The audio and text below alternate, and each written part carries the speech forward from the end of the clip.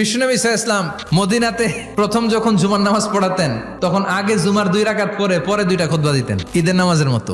বিশ্বনবী আগে 2 রাকাত নামাজ পড়িয়ে খুতবা দিচ্ছেন, তখন মদিনায় দুর্ভিক্ষ, খাবার দাবার নাই। 1 মাস আগে দিহিয়াতুল কালবি আল আনসারী নামক এক সাহাবীকে দিয়ে শাম দেশ থেকে কাফেলা পাঠিয়েছেন খাবারের দ্রব্যাদি আনার জন্য, পণ্য আনার জন্য। 1 মাস পরে খাবারের পণ্য নিয়ে কাফেলা ফিরে এসেছে জুমার টাইমে। আর তখন নিয়ম ছিল কোন শহরে কাফেলা ঢুকলে তারা তবলা বাজাতো।